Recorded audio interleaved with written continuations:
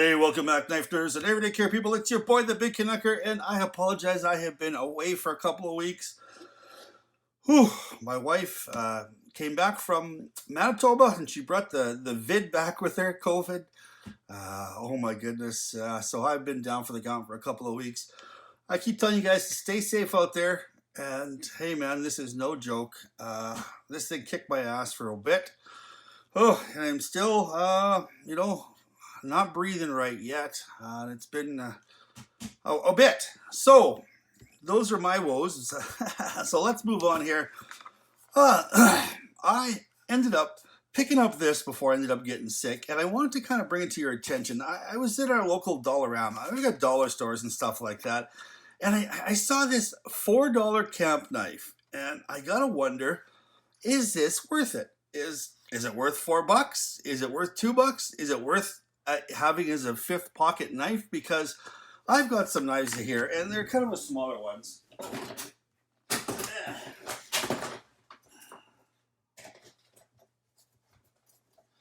You know, we got something like this. Sorry about that. I should have had this ready.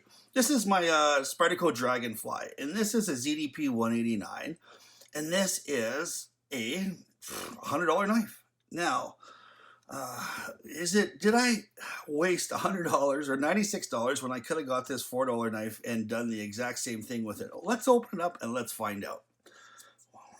All right, so just because I wanted to put that aside here. So let's just see here. Let's use this to open up this package. Look at that. And here we go. So, all right, she's got a little bit of a guard on there. We'll leave that open for a second. So it says here, caution, extremely sharp blade, handle with care. See right there? And they've got it in a couple of different languages too as well. So, man, oh man, this thing must be sharp. It's a 3-inch or 7.6 centimeters blade. It's a metal blade. It's a camp knife, and it's folding, and it's $4. And on the back, as you can see here, this is made in China here, someplace there, made in China. So it's probably got Chinesium steel in it. I don't see any sort of steel markings on here. I better take this blade off here. Be careful. Hey, look. Too bad this wasn't live, because when I pull this little thing off there, if I happen to cut myself and it won't stop bleeding, somebody please phone the ambulance for me. All right, let's get that off. Oh, I gotta say, it's got, the blade seems like it's fairly sharp, but it's very jagged sharp. They must have taken it, and you can see at the very end there too, the grind is uneven. Here's this side looks kind of the same, and then you get to the end and it's kind of weirded out there a bit at the end. Same thing on this side. It looks like it's fairly even, then it gets to the end and it's a little bit bigger. So not even grind. Looks like you have got a chisel serrated on the bottom here, so it's a combo blade. Lockup is at, say, 100%. And let's close it up. Oh my goodness, this thing is certainly not going to spider flick out. Oh, it's not even, oh my goodness. This thing here is, let's take this out of the way here. And I guess maybe we'll do a little bit of a size comparison here. Quick. All right, there is the Dragonfly. And then, of course, we've got something here. Here's this towel that I still have been loving. I've been loving this knife. This canoe, man, oh man, this is finding its way into my pocket all the time. So you can see that it is a small knife. It is very reminiscent of a Gerber kind of, I think they with the Gerber got a paralock or something like that, or a paraframe. So it is, of course, like all terrible knives, it is tipped down. I don't know why I don't know, get this. I don't know why it's easier to make a tip down knife than it is to make a tip up knife, but it seems like all these terrible gas station knives, Walmart knives, are all this kind of tip down, and there is zero smoothness in this whatsoever. I don't even know if there is a if there is a washer in there or not. But this thing is so damn tight. Let's just see the lockup. Oh, it is off center to the lock side, and it is a frame lock to the point of probably 70% over towards the frame lock to the frame side. It is not a one. Oh, it's barely a one-handed opener. I could see that really kind of cutting into my fingers over and over and over. Let's see if we can perhaps put a little bit of lube on there. Let's just see if that helps out. See if it's perhaps dry. I have a feeling that this thing is just not necessarily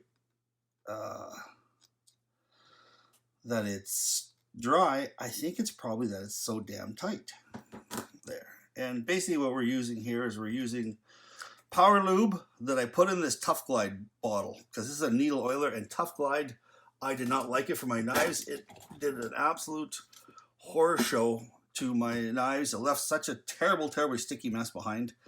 And here we go. Well, I guess it kind of loosened up just a little. So it must have been extremely dry. But let's just see if it's still not flicky open. There. And at least you can open it with one hand. And you can close it with one hand. Oh, wow. Okay, any side-to-side blade play? Not really. No real up and down blade play at all. Ergonomics on here, not very good. It's really digs in. Every little corner kind of digs in. This lock here, this pocket clip here digs into into your palm there. I can feel it, no problem. Let's just see what she'll do as far as cut wise. All right, so let's do a paper cut test. All right. Well, it will cut into the paper, but more of a sawing. It's not necessarily a push cut. We'll try the serrations. No, the serrations won't. All right, so it is definitely not paper sharp, so let's try something else. Let's try some cardboard here. Now we'll go with, this is so much easier to cut this with the grain on the cardboard. As you can see, it's more tearing than it is cutting. Let's just try the serrations. Push cut the serrations. Nope. Will it saw cut? Isn't that an awful sounding? Well, it will. The serrations work enough that they'll saw through this cardboard. What about across the grain? All right, there we go. So it will cut through the cardboard with the serrations, but it won't push cut. Won't push cut through anything. Now let's try something else here. Let's try just some rope. This is some inexpensive rope that I had bought, and just to basically tie down. I bought this at the dollar store. Funny enough, another, I think a big roll of it here I got for $4 or $3 or something, and I bought it basically just to tie down on my deck. I've got some a shade thing, and I wanted to tie down these kind of sail things. All right, so let's see. Will this part cut? Oh, it'll cut there. A little bit of a push cut. Not bad, not bad. Let's try the serrations. Let's see what happens with the serrations. And the serrations will not cut the rope. Jeez, this thing is awful. Here, we'll try cutting with a little bit more oomph. There. You gotta, not all the way through with the serrations. So the serrations will cut cardboard, but they won't cut rope. Let's just see if we perhaps will press cut into it. Oh. Yeah, that's not very nice. And let's try something else. Here we have a little bit of a dowel. And it's just a piece of a dowel wood here. Let's just see if we can do a little bit of almost kind of feather sticking here. Well, it does kind of dig in there. Not very comfortable though, and you really got to press in there with your thumbs. Like, look at, she's really kind of having to get in there and struggle. Let's just see here. All right, so as you can see, now, just to show you what a sharp knife will do with some of these things, Here, let's see. Hardly anything at all. How much deeper that bites right into there compared to that with this little knife here. Just night and day.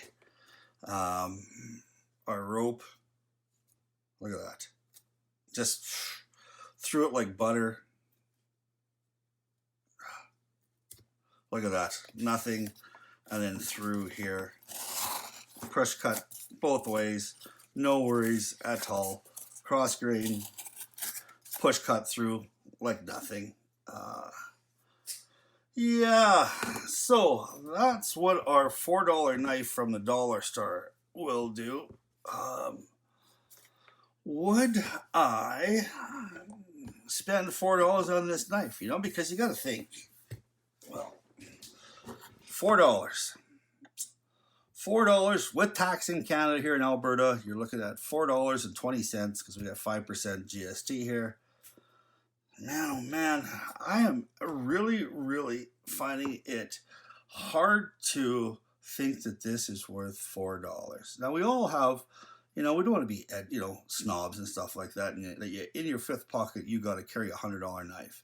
I think that there are some knives out there that you can spend for, you know, $20, $30, and you can get yourself a darn good usable knife that's in your pocket that's going to do what you want it to do most of the time. Now, that $25 or $30 knife isn't going to hold an edge, say, for as long as this $100 knife with a ZDP 189, which means you got to sharpen it more, but it will be a hell of a lot more comfortable.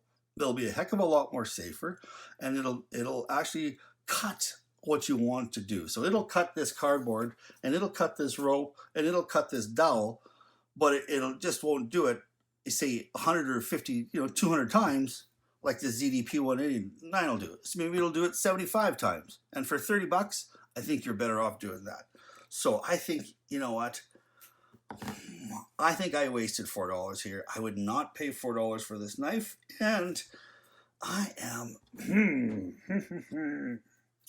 or am I knocking this? Should I sharpen it and carry this for a day? Or should I just throw it in the junk bin? Let's hear your thoughts down in the description. If you want, I'll put an edge on this and I'll carry it for a couple of days. And I'll tell you actually how it worked if you guys want to see that. If not, we'll just junk this and we'll move on to something else. Well, I hope you enjoyed what you had to see here. And enough that you'd like to hit the old subscribe as well as comment and give me the thumbs up, because I love hearing what you guys have to say. Please stay safe out there. Keep your stick on the ice, the shiny side up. This is the Big Canucker saying adios.